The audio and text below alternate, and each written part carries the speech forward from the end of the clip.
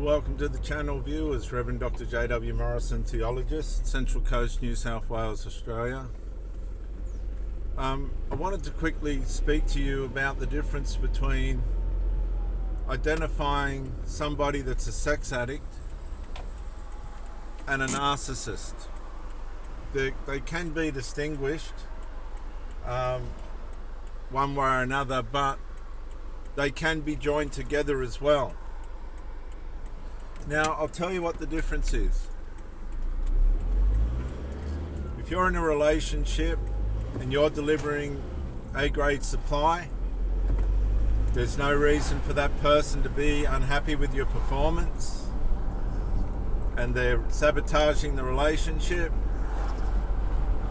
You're covering all bases in the relationship the way that you should, and they're going for an affair. That's a narcissist. That's how you identify a narcissist. And that should set you free. That should set you free from any concern about yourself, your performance, where you may have gone wrong. It's never about you. It's about the inability of the person to be able to maintain and sustain a healthy relationship. They're unable to. If you've done nothing wrong and you've performed in your relationship the way that you should have, with all effort and good intention, and all you've done is try and navigate this person's inability to cooperate,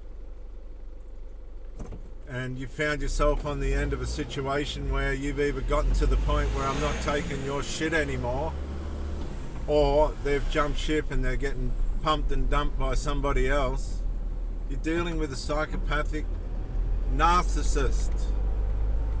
People that are in good relationships that have got every intention to work, and the best they can do is sabotage it and go and have sex with somebody else. That's a narcissist. That's what that is. And that should not reflect on you whatsoever, at all, in any way whatsoever, because the pattern in which the way these people work, the decompositional pattern in which they work is love bomb stage, lack of interest stage. They lose interest, but they don't let you know that. And discard stage, and they can cause a reverse discard as well, depending on the mentality of the person. They're off. Now, if you're a person of standards within your performance, you know how to really work it without alcohol and drugs. I'm talking about straight people. I'm not talking about addicts and bloody alcoholics and all this sort of thing. I'm talking about people that are fair income. Not these addicts and alcoholics and these grubs. They're at the mercy. They don't even know what they're doing, those people. They're at the mercy of their own behaviour. I'm talking about straight people, because addicts and alcoholics, you can diagnose them with whatever you want. You beat before you start with those people. You know, they're sex addicts. They've got no respect for themselves or anybody else, and they've got no intention of having any respect for anybody or themselves. You'll find that sex addiction will co-join itself with all sorts of personality traits. But if you're dealing with a straight person and everything's in order, and all of a sudden now your relationship's getting pulled to pieces by this person, that's a narcissist. They're in the discard stage, the devalue stage. They're going to get rid of you. That's how it works. It's got nothing to do with you. You can be doing everything right. That's what they do. You're doing everything right. You're doing the best that you can with what you've got. You're presenting yourself. You're displaying yourself. You're producing yourself. You haven't got any trouble coming towards that person, and all you're dealing with is trouble and torment and disarray, whinging, complaining, flying monkeys, interferers, hostility, and that person ain't doing anything to keep the relationship on track. Then all of a sudden, to bring a reverse discard, they'll start turning up pissed or stoned, and you're never going to make it. Because it wasn't about whether that person was an alcoholic or an addict or a sex addict. They're broken. So all those decades of work that you've done to be a good version of yourself, a great version of yourself, and to focus yourself in building a strong, rewarding, romantic relationship, intimate relationship, these people don't get it. And they end up with nothing. And they're everywhere. They're chameleons.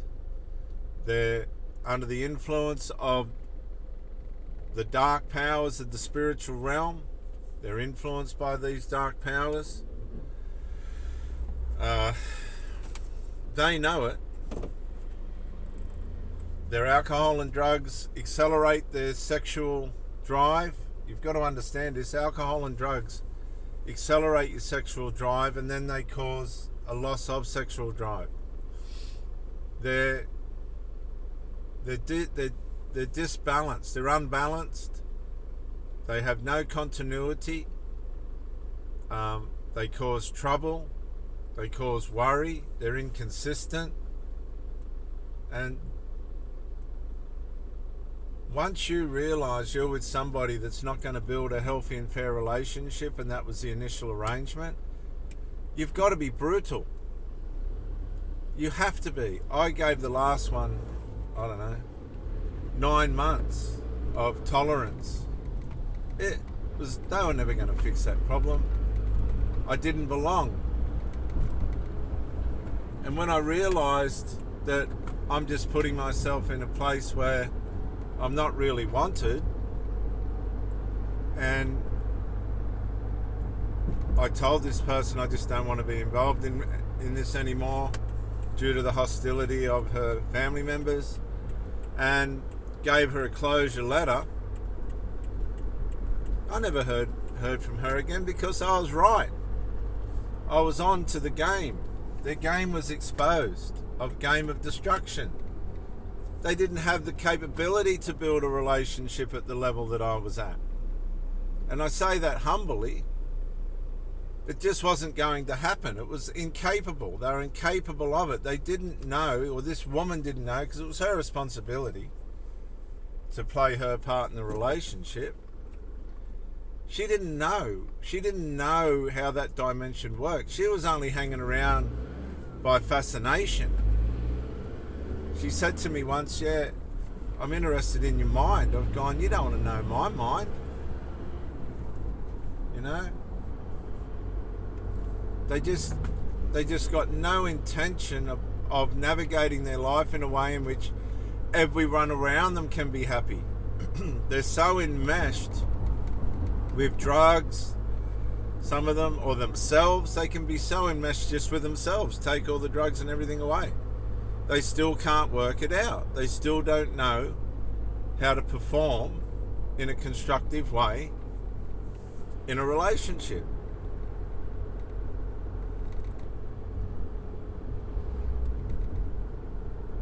And so therefore they don't have one. People just give in. They just go, "I'm not living with this emotional void and all this trouble."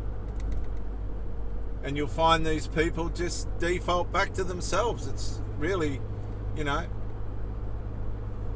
they just replace you for another form of supply. There's no fight, there's no negotiation, because they know they're wrong. They haven't gone into that place of resolve. When somebody's not panicking, as it were, in a way in which to fix the problem in the relationship, they've lost it, man. Kick them to the curb. Get rid of that person, man.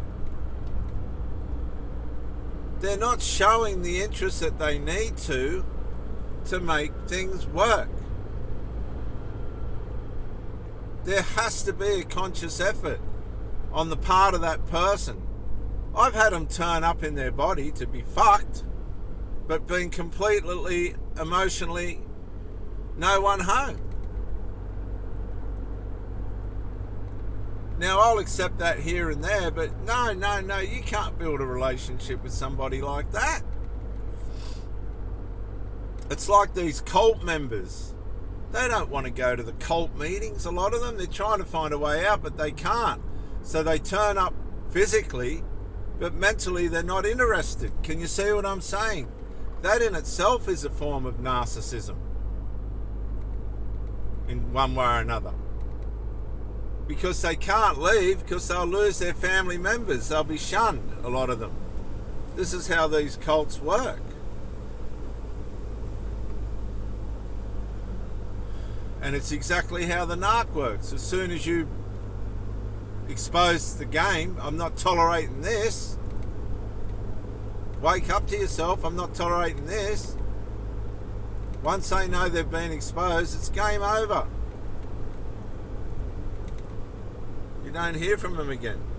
That's it.